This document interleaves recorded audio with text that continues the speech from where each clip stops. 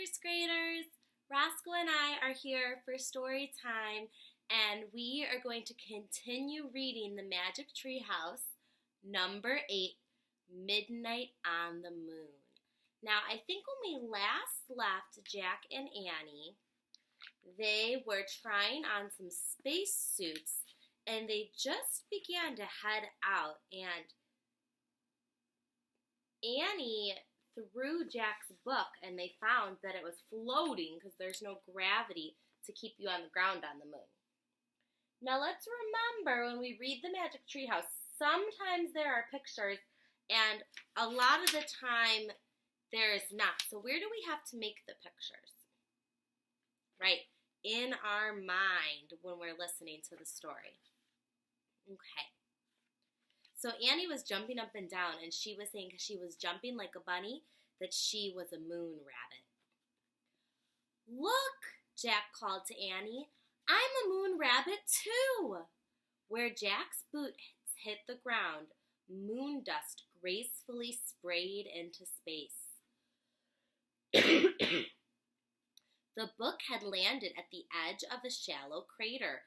A crater is like those kind of holes and dips that are on the surface on the ground on the moon. Did you want to see too, Roscoe?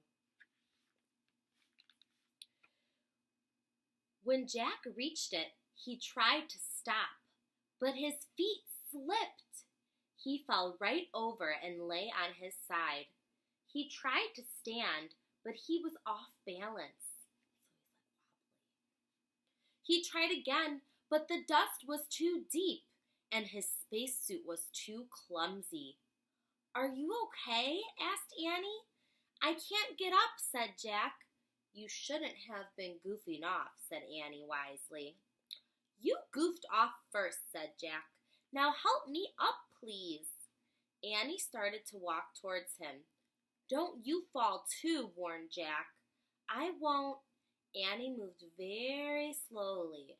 She half floated, half walked. "Give me your hand," she said. Annie grabbed Jack's hand. She pressed her boot against his and pulled him up. "Thanks," he said. "No problem. It was easy. You were really light." "Thank goodness," said Jack. "It's impossible to get up alone." He picked up the moon book.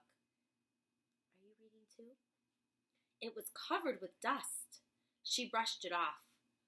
"Wow, look," said Annie.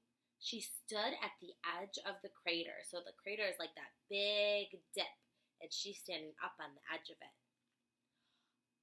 "What is it?" said Jack. What do you think that they see?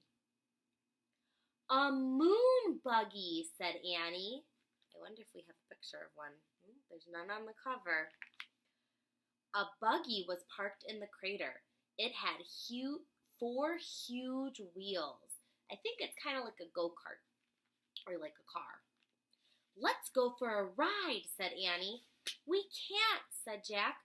"We only have 2 hours of air in our tanks, remember?" "I bet we'll find the thing faster if we take the moon buggy." Annie jumped into the crater. "But we can't drive," said Jack. "That's right, they're just kids." "I bet I can drive this," said Annie. "It looks easy. Come on." She jumped into the driver's seat. "You don't even have a driver's license," said Jack.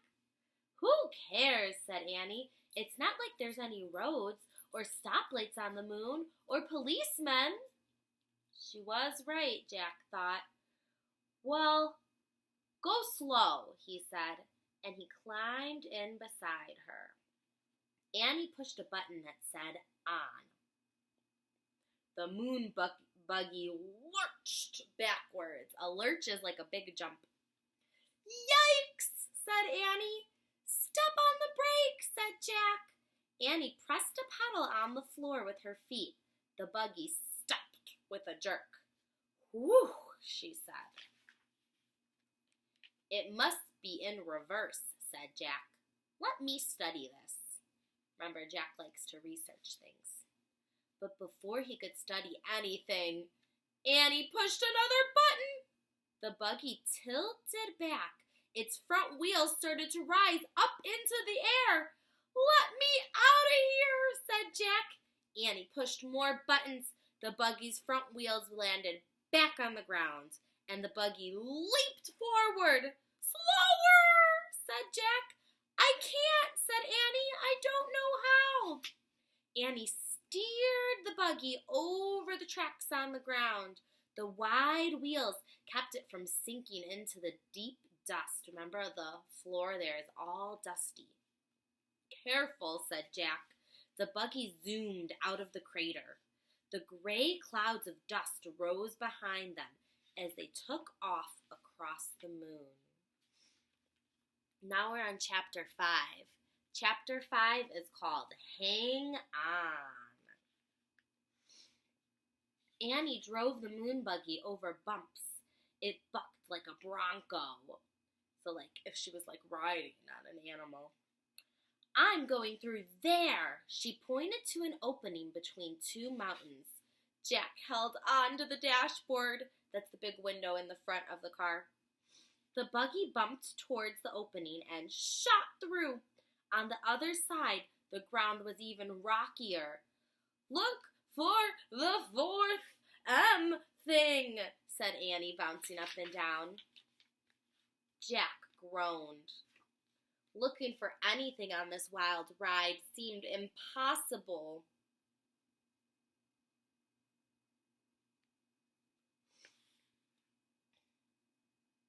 "Slow down," he said. "How?" "Try pressing the brake pedal on the floor slowly." Have you ever ridden in a wagon or on a bicycle when the ground has lots of rocks and it's really bumpy? They're riding here and they're bouncing up and down while they're driving. Annie pressed on the brake to stop. The buggy slowed down. Jack sighed with relief. That's when you're like, phew, it's over. The ride was still bumpy, but now at least he could take a good look at the moon. He had never been to such a colorless, barren place, so it's like really empty and gray. There's not a lot of colors or a lot of stuff. There was no green, no blue, no red, no water, no trees, no clouds, only giant gray rocks and craters, and an American flag. Does anyone have a guess why there's an American flag there, or maybe who put it there? "Oh man," said Jack. "That's from the first astronauts who landed on the moon. And look, a telescope." Remember, a telescope is a tool that scientists use to see things that are really, really small. We saw some pictures of some when we were talking about germs. She drove near the flag and the telescope. Then she put her foot on the brake until the buggy stopped. She pressed a button that said off. Then she and Jack hopped out. They took slow, giant steps to the site of the first moon landing. Beside the flag was a sign. Annie read it. It said, "Here, men from the planet Earth first set foot upon the moon, July 1969 AD. We came in peace for all mankind." "That's a good message," said Jack. He handed the moon book to Annie. Then he took out his notebook and pencil to write down and copy what the sign said. "Let's leave our own message," said Annie. "What would we say?" said Jack. "The same thing, but we are the first kids." Jack turned to a new page in his notebook. In big letters, he wrote their message. "Now we have to sign it," said Annie. Jack signed his name. He passed the notebook and pencil to Annie, and she signed her name too and passed the notebook back. Jack tore out the piece of paper and put it by the flag. It said, "Today, the first kids from the planet Earth came to the moon. We came in peace for all children." Signed, Jack and Annie.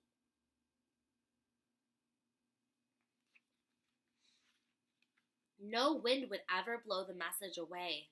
No rain would ever fall on it. Remember, there's no wind and no rain on the moon. It would be there forever, unless someone moved it. Thinking of forever made Jack feel dizzy. He shook his head to clear his thoughts.